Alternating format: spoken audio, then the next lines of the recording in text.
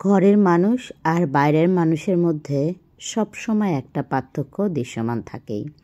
আসলে দুনিয়াতে নিজের মানুষজন নিজেরই হয়, পরের মানুষ কখনো নিজের হয় না। হাই হ্যালো এভরিওয়ান, কেন বলছি এ কথা সেটা তো অবশ্যই জানাবো। আমি আফসানা চলে আসলাম আপনাদের সাথে নতুন আরেকটা ব্লগ শেয়ার করব বলে। আশা রাখছি যে যেখান থেকে আজকের ব্লগ দেখছেন সবাই ভালো আছেন, আল্লাহ সবাইকে ভালো রাখুক, এই দোয়াটাই করি।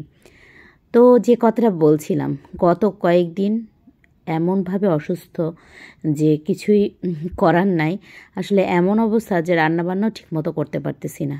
কিন্তু আমার ঘরের মানুষগুলো যদি আমাকে না বুঝতো, তারা যদি সাড় না দিত বা তারা যদি আমার এই কষ্টের সময় পাশে না থাকতো, তাহলে জীবনটা অনেক কঠিন হয়ে যেত। কারণ এমন অনেক মেয়ে মানুষ আছে যাদের শরীর খারাপ থাকলেও উঠে এসে রান্নাটা বাধ্য হয়ে করতে হয়।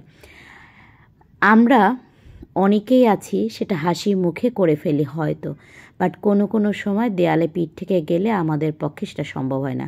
কিন্তু আমার তো এরকম একটা পরিবার আছে যে পরিবারের প্রত্যেকটা মানুষ এতটা সাপোর্টিভ আর এতটা বোঝে। এই যে আজকে বেশ কয়েকদিন ধরে আমি যে ঠিকমতো রান্না করতে পারছি না, আমার বাচ্চা, আমার হাজব্যান্ডদের কোনো রকম কোনো কথা নেই, বরং আপনাদের ভাইয়া বলে যে তোমার রান্না করতে হবে না, আমরা যা আছে আমরা চালাই নিব। ঠিক মেয়েটাও একই কথা বলে যে আম্মু আমরা ডিম ভেজে নিয়ে খেয়ে নিব। তো আলহামদুলিল্লাহ, পৃথিবীতে আসলে জানি না অত টাকা পয়সা, বাড়ি গাড়ি, ধন সম্পদ এত কিছুর চেয়ে আমার কাছে যে জিনিসটা সবসময় বেশি প্রাধান্য পায় সেটা হচ্ছে একজন পজিটিভ মানুষ, একজন ভালোবাসার মানুষ, যিনি আপনাকে সব অবস্থাতেই সাপোর্ট করবে। জি হ্যাঁ, আমি এই কয়েকদিন যে অসুস্থ ছিলাম তাদের জন্য একেবারে রান্না করতে পারিনি। এই ভাল লাগছে, এই খারাপ লাগছে, আমাকে কেউ চুলার ধারেও যেতে দেয়নি। আজকে যখন একটু ভালো লাগা কাজ করছে বা একটু শরীরটা ভালো আছে, ভাবলাম কয়েকদিন আমার বাচ্চারা যেভাবে খাওয়া দাওয়া করছে আমার সেটা আসলে ভালো লাগছে না, কারণ আমি তো মা, আর আমার বাচ্চারা সব সময় খেতে খুব পছন্দ করে। কিন্তু মা যখন অসুস্থ থাকে তখন কিন্তু আবার ঠিক তারা সামলে নেয়। এই যে কয়েকদিন অসুস্থ, পুরোটাই কিন্তু আমার মেয়ে, আমার ছেলে, আপনাদের ভাইয়া সামলে নিচ্ছে।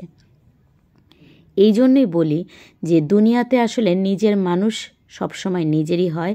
তারা কখনো আসলে নিজের যে দায়িত্বগুলো সেটা থেকে সরে যায় না, এবং পর কখনো নিজের হয় না।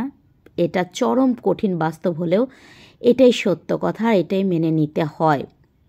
যত তাড়াতাড়ি আপনি এই জিনিসটা মেনে নিতে পারবেন ততই আসলে কষ্ট কম হবে।